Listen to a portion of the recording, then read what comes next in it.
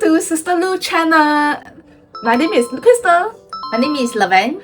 And then we are back on part 2. If you haven't watched part 1, feel free to check it out on the first video for all the juicy questions about EC. So, Laverne, the last EC, right, is the Costa Cabana, right? So, it's previewed on last year, December. So, how is the sales right now and what do you think about it? Well, I do see a lot of interest actually waiting for this upcoming Rivelle, eventually opt for this Costa Cabana. So this Costa Cabana is one of the rare EC I have heard of because it comes with no second timer restriction on the booking day. So that is probably why the sales has actually reached around 68% during the first launch. Our upcoming project is actually Rivelle that will be launching estimated after Chinese New Year.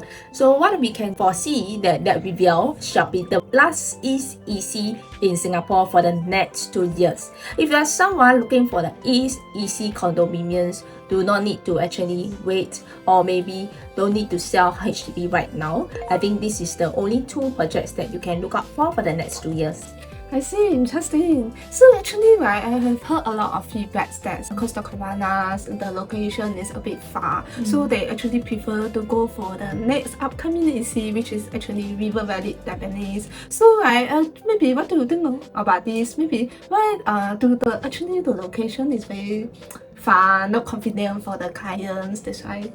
Well, yes, it's true. I agree that the location itself is not as ideal as Rivelle, Tampines, but what I realized that the pricing is very attractive. Imagine you can use the same amount for a 4-bedroom price at Costa Cabana as compared to 3-bedroom and Rivelle. I think that is the opportunity cost that you can either weigh between the location versus layout, or even the better facing, better floor.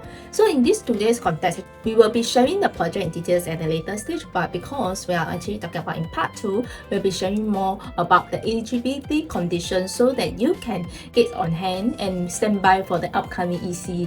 Okay, so how much CPF housing grant will be eligible for 2 Singaporean singles, both 35 years old and earning a combined gross income of 12,500 per month? So they are actually applying under joint single scheme. I believe this is the most common question that most of the singles will be asking about the EC. So maybe you can advise? I think this is a very good question because a lot of people are expecting that if you are buying an EC project, you can opt for this kind of special discounts such as CPF grant by the government. Unfortunately, for joint single, there is no CPF grant provided because you are not married.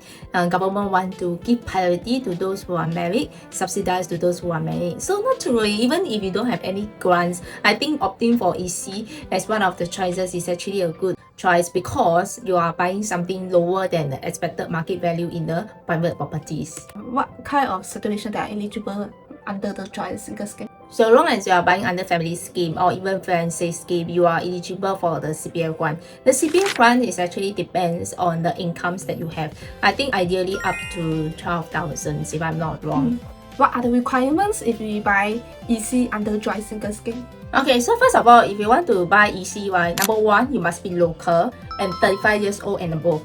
If you are looking for someone to buy with you, you must also buy with up to 4 joint single scheme including you. The reason why people are actually opting for partnerships with other joint single is because both of you can share the CPF and loan. You can even split the number of shares portion, like maybe 80%, 20%. Probably after 5 years, you can sell the shares back to your other party. So this is actually one of the ideal things that you can look out for. But of course, there are also some cons, which is you need to hold for 5 years and wait for it to be built. Because at the age of 35 years old, you may feel that it's already too late to enter into the EC properties.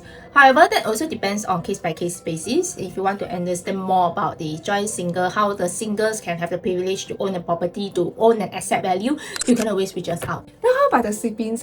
Siblings have actually come up with 2 different parts. Number 1, sibling if they don't have parents, meaning their parents are not around in Singapore, as in they are passed away and they are locals. Siblings can also less than 35 years old can buy. So for example, if our parents are around, me and my sister would like to buy EC, both of us must reach at least 35 years old and above. However, if our parents touch wood not around, me and my sister can also buy. No need to reach 35 years old. So the next question is, let's say Tom and Alice are both self-employed and earn a cost maybe household income of 16,400. So what actually will you advise them for purchasing EC unit? So according to Singapore, the income ceiling is maximum up to 16,000. But what if, like what Krista mentioned, if your income hit more than 16,000, I feel that you can try to seek for approval from HDB whether they can help you to waive off. Of course, there are a lot of supporting documents need to be attached. You need to explain why you should be eligible to own an EC even though your income ceiling hit more than 16,000. Any interest or details about these issues, right, you can always reach out to us personally. We will help you one-to-one consultation. Okay, so next question is, parents both they are 42 years old, so the combined income is around 9,000. But then the child 20 years old, zero income, plan to purchase 3-bedroom at EC lah. So how much grant can they actually apply for? The answer is no, because both of you are Singapore PR. Because there is one criteria to buy EC is one of them must be Singaporean. There is also another thing to look at. If you are eligible in terms of the scheme right now, you also need to consider whether your income can support the loan. So this is not just about eligibility but also about financial. So the next question is, Epic and Ben are checking when they need to pay resale levy. That's because they already sold their first subsidies flat. So before booking the unit at the EC, I think most of the owners are maybe confusing on this process. Yes, I agree where you're coming from. So to actually add on about the resale levy, before you sell your house, there are two things to take note. If you sell your house before 3 March 2006, the resale levy will be prorated based on household. But if you sell your house after 3 March 2006, it will be based on the bedroom types. So for example, if you sell your house after 3 March 2006, for 4-room flat, then your resale levy will be 40,000. And all this resale levy must be by cash. Okay, so the next question is, Tom is the divorced and has a child. So what are the necessary conditions for him to fulfill in order to buy an EC with his child? Okay, for this kind of cases, this is also considered like a single scheme because you are already divorced. So the only thing that you need to take note that is your child must be Singaporean and you must also have interior judgment. With the interior judgment, you can buy EC. So do note in terms of like what I mentioned, the eligibility and financial, right? So if your financial wise is able to support the whole house as your sole name, then you are good to go. Okay, so the next question is, my HDB MOP ends in June 2026, so can I actually still apply for an EC and can appeal or not?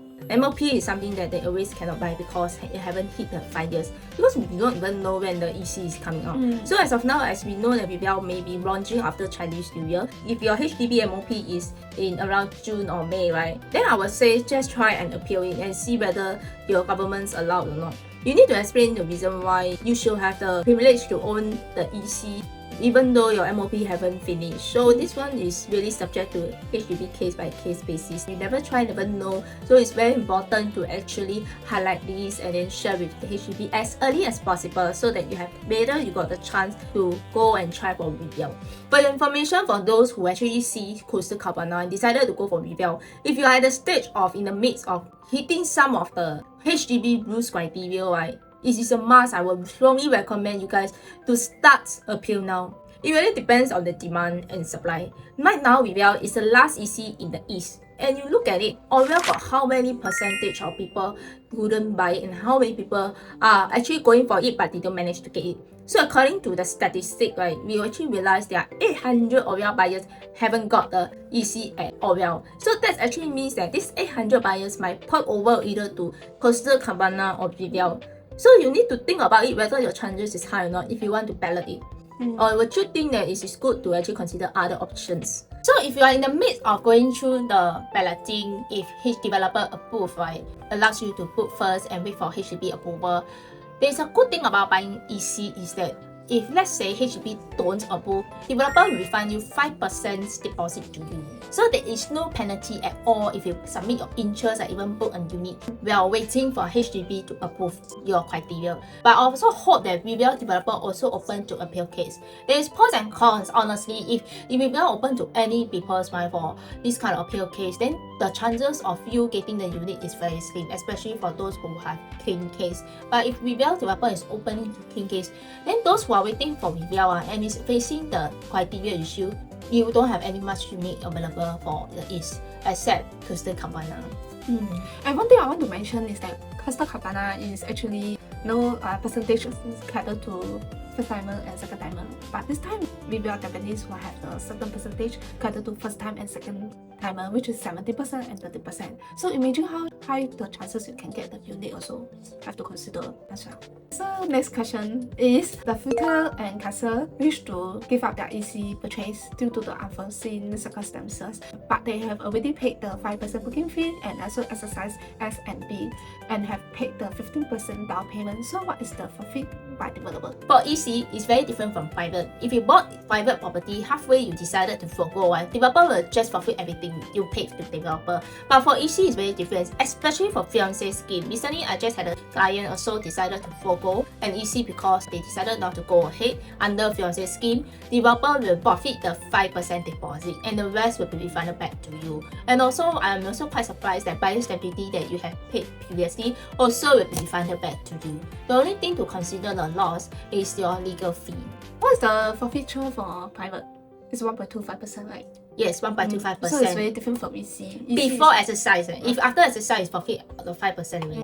So I think that's all for the questions. If you have any other questions, feel free to reach out to us. Here's our contact number, and don't be shy also. And then even if your MOP haven't reached yet, also can feel free to reach out to us because it's important to plan ahead, better than no planning at all. So especially now there is a limited supply of EC, and the next upcoming EC will be the end of this year. And also, we do not only talk about the East EC, which is Rivelle and Coastal Cabana, we also talk about the West Side, Senja, Woodland, and Sembawang. So these 3 EC will be launching this year. So if you are looking to explore this in the West, you can always contact us. Yes.